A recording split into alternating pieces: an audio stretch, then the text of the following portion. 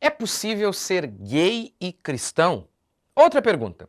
Desde que não haja a prática homossexual, apenas o desejo já é algo pecaminoso? Curta, comente, se inscreva. Bora para mais um vídeo. E, gente, antes de continuar, se você tem o desejo de conhecer Israel, Paris e Egito comigo, outubro de 2023, nós estaremos lá, eu estarei liderando essa caravana. A gente vai deixar aqui para você o telefone da Fernanda, se você quiser mais informação, para viajar com a gente. E eu vou estar lá, olha, uma oportunidade maravilhosa de estarmos juntos. Então, fica o convite aí para você. Então, vamos lá. Apesar de muitos pastores virem com aquele papinho de igreja inclusiva, de usar os mesmos terminhos da esquerda, sabe? Ah, Deus não tem preconceito, afinal ele não faz acepção de pessoas. Ora, homossexualismo é pecado, a Bíblia é muito clara sobre isso. E muitos desses pastores, eles são como um sabonete. Alguns dizem, sabe, abertamente que o homossexualismo não é pecado, eles dizem isso. Mas muitos outros são lisos, são confusos de propósito. Eles não chegam a dizer abertamente que é pecado, e até parece, né, que eles estão até pregando o evangelho, porque o evangelho realmente convida todos a se arrepender. Então, como assim eles parecem sabonetes? Ora, como que as pessoas vão ouvir o evangelho se elas não participarem dos cultos? Traficante, ladrão, bandido, adúltero, gay, todo mundo pode e deve ir à igreja. A igreja está aberta para todos. Vinde a mim todos, disse Jesus. Isso é evangelho. Mas isso é uma coisa. E isso qualquer pastor decente sabe e faz isso. Você pode ter certeza. A ideia de que a igreja tem ódio de gay, isso é mentira. Olha, eu já fui em todo tipo de igreja, já vi as coisas mais absurdas, mas dizer a igreja está fechada, gay não entra aqui, nunca vi isso. Nunca. Ninguém é mais tolerante do que nós. Nunca vi isso. Agora, uma coisa é pregar o evangelho e dizer que qualquer um pode ouvi-lo e crer e ser salvo. Qualquer um. Outra totalmente diferente é usar o discurso do evangelho, pegar a verdade do evangelho e distorcer para justificar o pecado. De maneira não explícita, sabe? O falso pastor, ele faz assim, ó, Jesus veio para todos, Jesus não faz acepção de pessoas, Jesus veio buscar o perdido. E tudo isso é verdade. Mas ele pega todas essas verdades para mentir. É impressionante. Jesus, ele usou essas palavras para chamar todos os homens ao arrependimento. Agora, o falso pastor usa essas mesmas palavras de Jesus para aprovar o pecado. Ora, se o próprio diabo, né, pegou as palavras de Deus e distorceu as palavras de Deus para tentar levar Jesus ao pecado, porque o falso pastor não faria o mesmo. Tá, ok. Concordamos então que todos podem crer e serem salvos. Qualquer um, qualquer um. O bandido, o adúltero, o mentiroso, o idólatra, o gay, todos.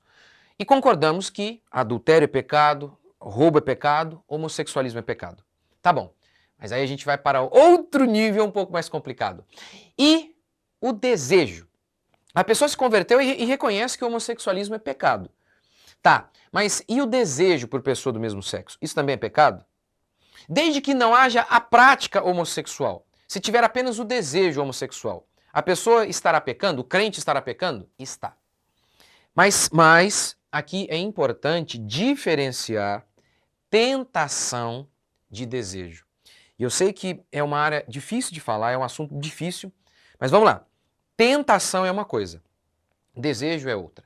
Tentação não é pecado, o desejo é. Vamos começar definindo o desejo como algo pecaminoso.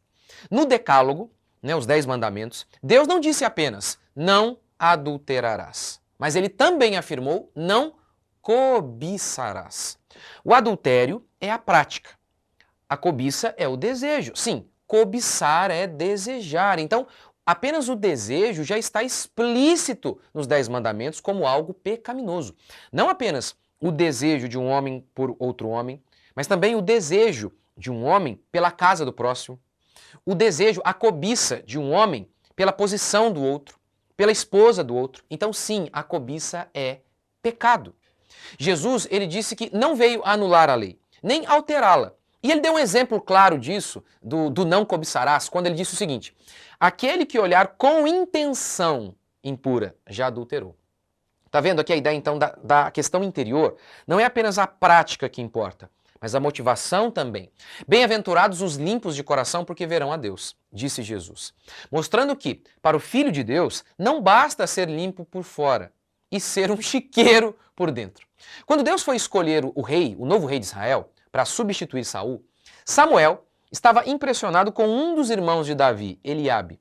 Deus havia direcionado Samuel para a casa de Jessé, o pai de Davi. Samuel então sabia que um dos filhos de Jessé seria o novo rei. Portanto, quando Eliabe, alto, belo, bonito, entrou, Samuel, um homem, logo pensou: é este. Aí vem o novo rei. E aí então, a gente tem a famosa fala divina: não atentes para a sua aparência, nem para a sua altura, porque o rejeitei. Porque o Senhor não vê como vê o homem. O homem vê o exterior, porém o Senhor o coração. O novo nascimento não é uma mudança apenas do interior, mas também das motivações. Ok, então desejar também é pecado e está muito explícito no Decálogo, foi confirmado por Jesus no Sermão da Montanha. Ok, agora vamos falar então da tentação. Um cristão genuíno, ele pode ser tentado a trair sua esposa com outra mulher? Sim. Então um cristão genuíno também pode ser tentado a sair com outros homens. E a tentação é algo que muitas vezes envolve algumas coisas em nós. E antes de eu dar um exemplo, vamos aqui definir claramente os estágios do pecado. Primeiro, tentação, que não é pecado. Segundo, desejo, que já é pecado. Terceiro, ato consumado, obviamente que é pecado também. Então, a cobiça, depois de haver concebido, dá à luz o pecado. E o pecado, uma vez consumado, gera morte, declara Tiago. Tá vendo? Ó, a cobiça, né, o desejo, já é pecado. E o problema da cobiça é que ela busca dar à luz. Gente, veja a ilustração perfeita, divina, que Tiago dá. Óbvio, né? Ele fala o seguinte, olha, do desejo como um bebê no interior. Essa é a figura que ele está usando aqui, ó. A cobiça dá à luz ao pecado. Então, a cobiça é o desejo, é essa coisa interior, que ninguém está vendo, mas que está gerando alguma coisa ali muito má, que mais cedo ou mais tarde será visto por todos através da prática. Então, mais um exemplo de que o desejo é pecado. E por mais que ninguém veja, é pecado. E é perigoso, porque mais cedo ou mais tarde ele vai dar à luz, ele vai para a prática. Mas eu disse que tentação não é pecado e que tentação pode envolver algumas coisas conflituosas dentro de nós. Vamos para um exemplo. Imagine que picanha fosse pecado. Graças a Deus não é. Você entra na casa de um amigo e você tá ali no corredor, a área, a churrasqueira tá lá no fundo. E você tá entrando ali, você nem imagina que tá acontecendo um churrasco. E você tá caminhando pela casa até que você chega num ponto que você já começa a sentir o cheiro da gordurinha, meu Deus do céu. Né? Você vai se aproximando da área de lazer e já começa a sentir aquele cheirinho maravilhoso. E aí... Ai, meu Deus do céu. Deu até água na boca aí. Gente, concentra. Então, chega até a dar um revertério em você. Sua boca pode até salivar. Mas isso é pecado? Olha, foi uma coisa involuntária. Você está sendo tentado. Mas se você fica ali, naquele ambiente, e começa a alimentar essa tentação, você começa, sabe, a imaginação começa, quão saborosa é essa carne. Fantasia a gordurinha na boca. Pronto. Mesmo que você não comeu, mas você já está pecando. Então, vejamos outro exemplo. Você, cristão, está no seu trabalho. De repente, você entra numa sala e, sem ter planejado isso, vê uma moça linda com uma roupa sensual, numa posição sensual. Pode ser que dê até um calor em você. Mas isso foi involuntário, foi instintivo ali. Agora, só se você for gay ou então um anjo, ou estiver com algum problema físico que não aconteça alguma coisa. Mas isso é tentação. Na realidade, um alto nível de tentação. Mas foi uma coisa involuntária. Você nem tinha controle sobre tudo isso ali de imediato. Mas aí, você fica ali. Você dá o segundo olhar. Né? Como a gente sempre fala, olha, a primeira olhada, às vezes, você nem é pecado, mas a segunda, você já está começando, já está cobiçando. Então pronto, mesmo que você não saia com a moça, você está cobiçando a moça, o que já é pecaminoso. É a velha ilustração que já foi usada milhares de vezes para diferenciar a tentação de pecado. Muitas vezes você não pode impedir o passarinho de voar sobre a sua cabeça, mas cabe a você impedir que ele faça ninho e depois até nasça alguns passarinhos aí. Outro texto que mostra que ser tentado não é pecado, para mim é Gálatas 5, 22 e 23. Nesse texto, Paulo fala sobre os frutos do Espírito e um deles é o domínio próprio. Ora, só é necessário o domínio próprio porque há algo em nós querendo se descontrolar. Veja o exemplo da ira. Você está no trânsito e uma pessoa do nada te fecha. De início, pode ser até que você fique até vermelho. Você está sendo tentado. Mas você tem domínio próprio, então você se controla. Agora veja bem, se você não fosse tentado, você nem precisaria ter domínio próprio. Mas é porque somos tentados que, de início, pode até acontecer, sabe, alguma coisa em nós querendo se descontrolar. E aí você precisa ter controle. Então, repetindo os estágios do pecado. Primeiro, tentação. Segundo, cobiça. Terceiro, pecado consumado. Agora, vale ressaltar que muitas vezes você está sendo tentado demais por flertar com o pecado.